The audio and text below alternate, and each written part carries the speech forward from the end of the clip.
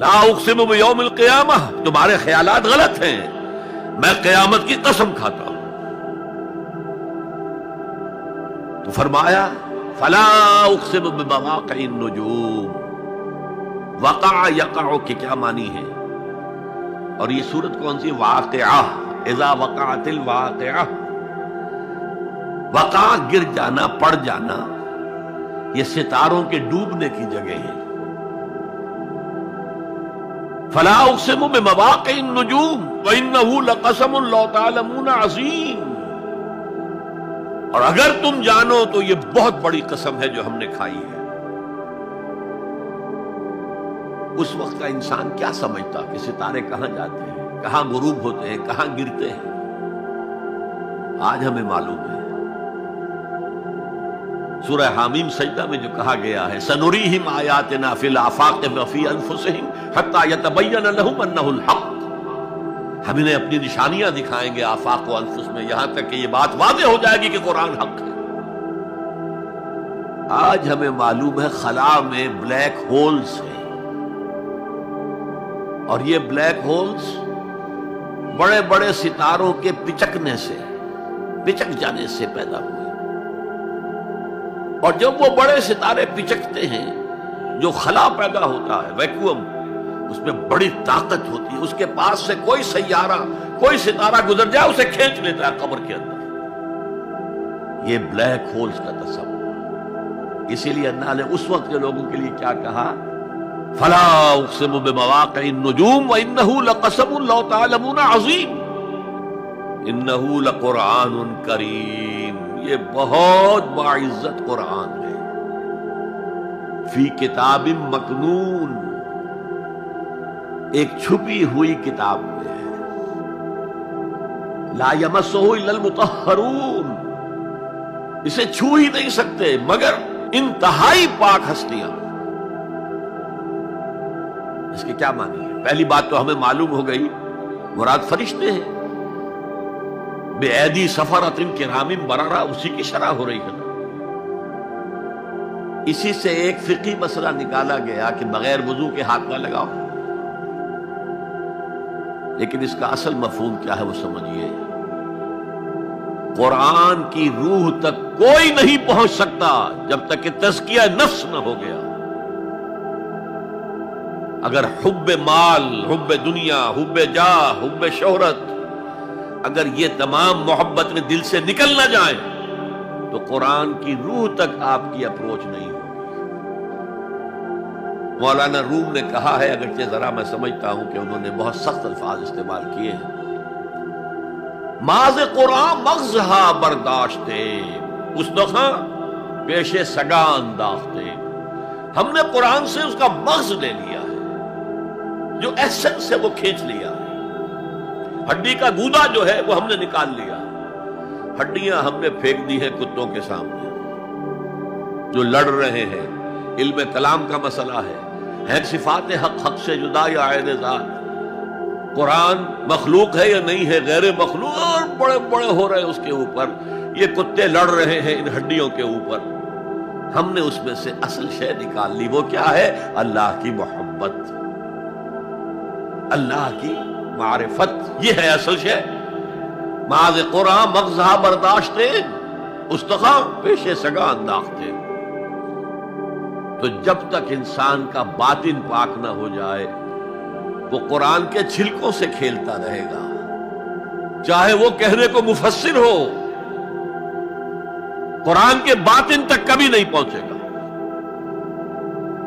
فی کتاب مکنون لا یمسہ الا المطہرون تنزیل من رب العالمین، یہ تھوڑا تھوڑا کر کے اتارا گیا ہے رب العالمین کی طرف سے۔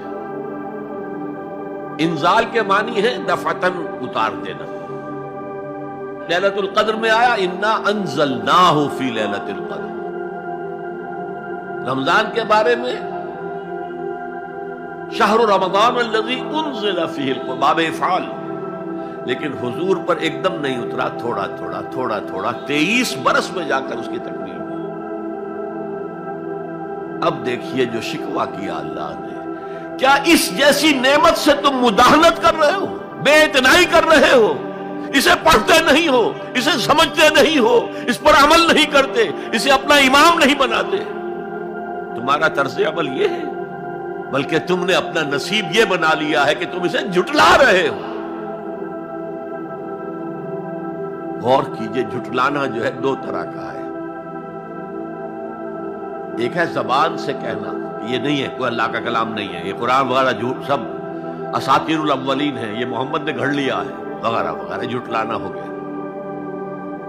ایک جھٹلانا ہے عمل سے جھٹلانا، مان تو لیا اللہ کا کلام ہے لیکن اس کی حرام کردہ شے کو اپنے لیے حلال کیا ہوا۔ حدیث نبوی ہے، ما آمن بالقرآن من استحل محارمہ، اس شخص کا قرآن پر کوئی ایمان نہیں ہے جو اس کی حرام کردہ چیز کو اپنے لیے حلال ٹھہرا دے۔ اس سے اعتبار سے غور کیجئے، اور اس کی مثال بھی دی ہوئی ہے سورہ جمعہ میں، مثل الذین حملوا التوراۃ ثم لم يحملوها كمثل الحمار يحمل اسفارا بئس مثل القوم الذین کذبوا بآیات اللہ واللہ لا يهدی القوم الظالمین۔ مثال ان لوگوں کی جو حامل تورات بنائے گئے تھے اور پھر انہوں نے اس کی ذمہ داری کو ادا نہیں کیا، اسے قائم نہیں کیا، اس کے احکام پر عمل نہیں کیا۔ جیسے فرمایا ہے سورہ اعراف میں، قل یا اہل الکتاب، کہہ دیجئے اے نبی صلی اللہ علیہ وسلم، اے کتاب والو، لستم علی شیء حتی تقیموا التوراۃ والانجیل وما انزل الیکم من ربکم، تمہاری کوئی حیثیت ہماری نگاہ میں نہیں ہے، تمہارا منہ نہیں ہے کہ ہم سے دعا کرو جب تک کہ تم تورات اور انجیل کو اور جو کچھ نازل کیا گیا تمہاری طرف اسے قائم نہیں کرو۔ آج اللہ ہماری دعائیں نہیں سنتا، 30 لاکھ جا کر حج کرتے ہیں، دنیا کے حالات میں کوئی ذرہ برابر فرق آتا ہے؟ اول تو حرام کی کمائی سے حج ہو رہا ہے، تو حج ہے ہی نہیں سرے سے۔ جو کچھ کرتے گئے تھے سودی کاروبار وہی آ کر دوبارہ شروع کر دیا، سرکاری ملازم میں تو جو رشوت پہلے لے رہے تھے اس کے بعد آ کر شروع کر دیا۔ یہ کیا ہے؟ یہ تکذیب بالعمل ہے، جھٹلانا ہے۔ تم نے اپنا نصیب یہ بنا لیا ہے کہ تم قرآن کو جھٹلا رہے ہو جیسے کہ انہوں نے جھٹلایا تھا۔ مثل الذین حملوا التوراۃ ثم لم يحملوها كمثل الحمار يحمل اسفارا، ان کی مثال ان گدھوں کی سی ہے جن پر کتابوں کا بوجھ لاد دیا گیا۔ مکالمات فلاطوں، گٹھڑی باندھ کر گدھے کے اوپر رکھ دیجئے تو کیا وہ واقعی منطقی اور فلسفی بن جائے گا؟ یہ مثال اللہ دے رہا ہے۔ اور یہ مثال کیوں دی گئی ہے؟ اس آئینے میں ہمیں ہماری تصویر دکھائی گئی ہے۔ تم اگر قرآن کا حق ادا نہیں کر رہے تو تمہاری مثال وہی ہے جو یہود کی تھی۔ بئس مثل القوم الذین کذبوا بآیات اللہ، بری مثال ہے اس قوم کی جس نے اللہ کی آیات کو جھٹلایا۔ تو زبان سے تو یہودیوں نے کبھی نہیں جھٹلایا تورات کو، عمل سے جھٹلایا ہے۔